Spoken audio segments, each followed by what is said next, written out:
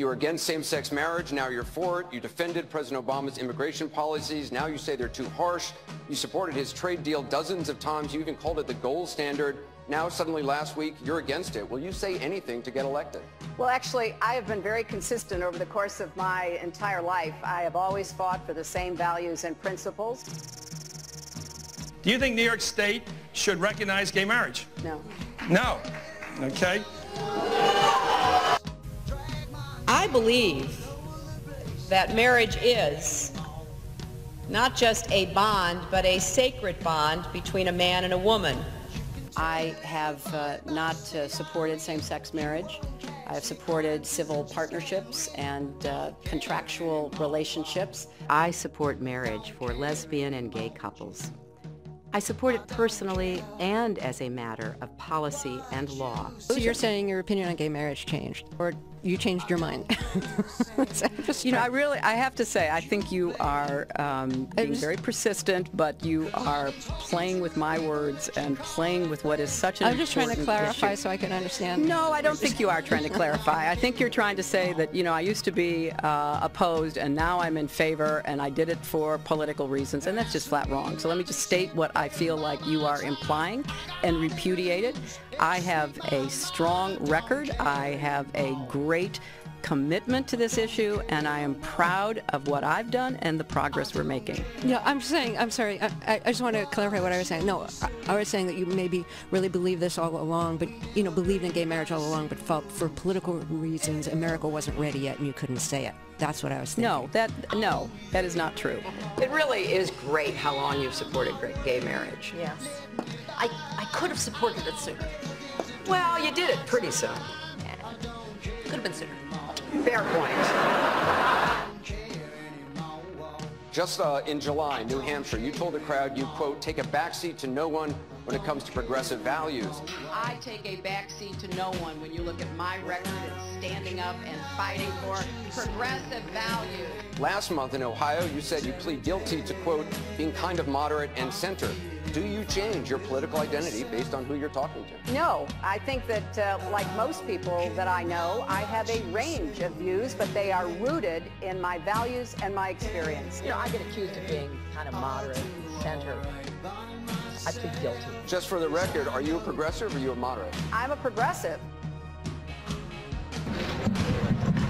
There have been questions about my emails, so I want to address that directly. I'm here to give you an update on the FBI's investigation of Secretary Clinton's use of a personal email system during her time as Secretary of State. I opted for convenience to use my personal email account, which was allowed. They were extremely careless in their handling of very sensitive, highly classified information. I thought it would be easier to carry just one device. She also used numerous mobile devices to send and to read email. We went through a thorough process to identify all of my work-related emails. The lawyers doing the sorting for Secretary Clinton in 2014 did not individually read the content of all of her emails and deliver them to the State Department. It's highly likely that their search missed some work-related emails, so that the emails were immediately captured and preserved. There was no archiving at all of her emails. That was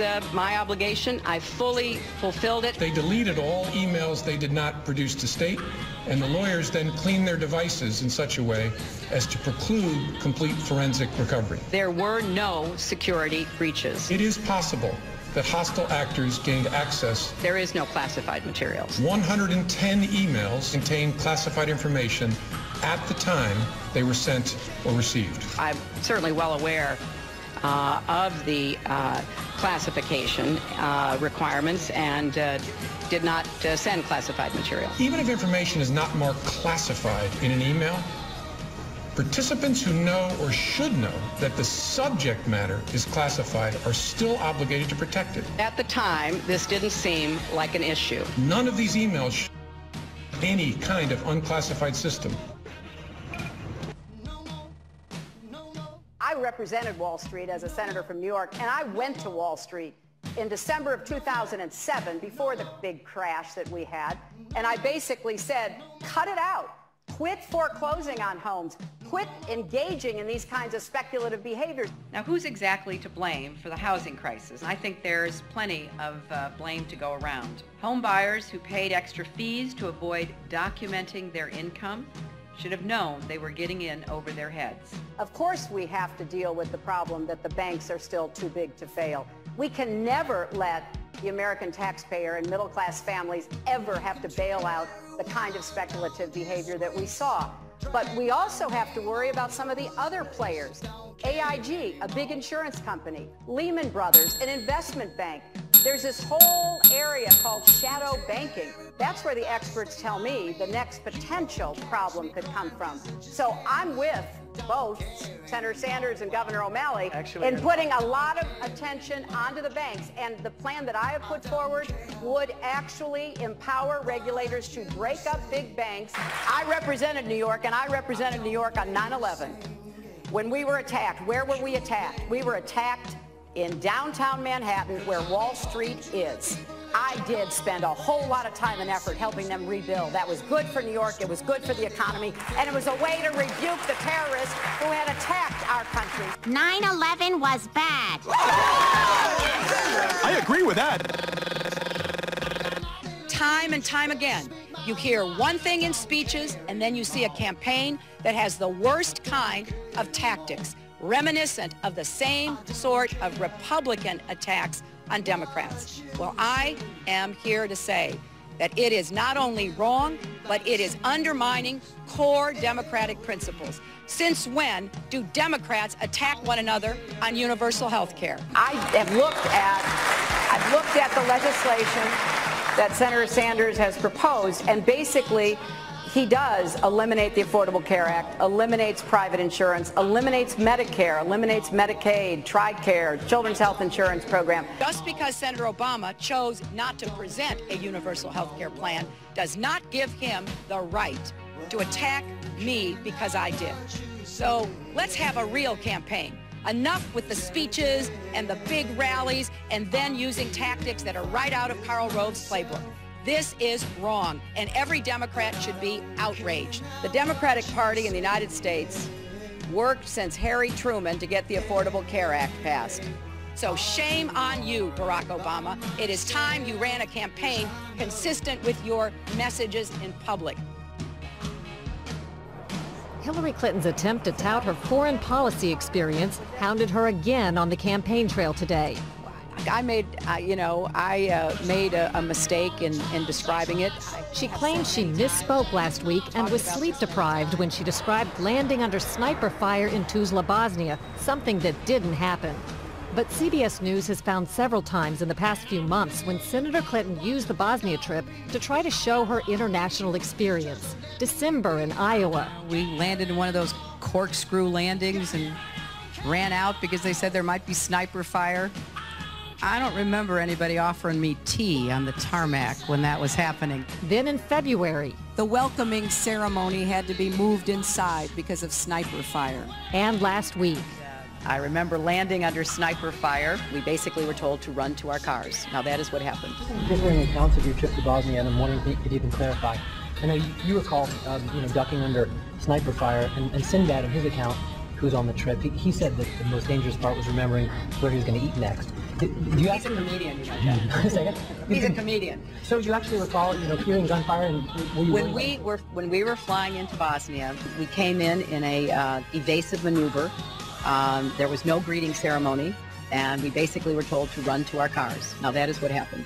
After CBS News video showed what really happened when she landed and greeted officials, Senator Clinton maintained there were risks, but explained to the Philadelphia Daily News why she was seen on the Bosnian tarmac greeting a young child if it was really so dangerous.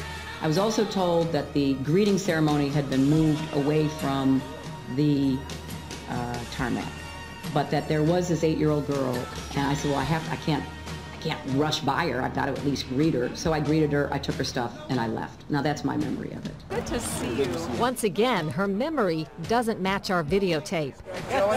She and her daughter Chelsea lingered on the tarmac to greet U.S. military officials. Took photos. There was the group of 7th graders on the tarmac too. And then Senator Clinton walked to the armored vehicle where she did eventually dock and enter.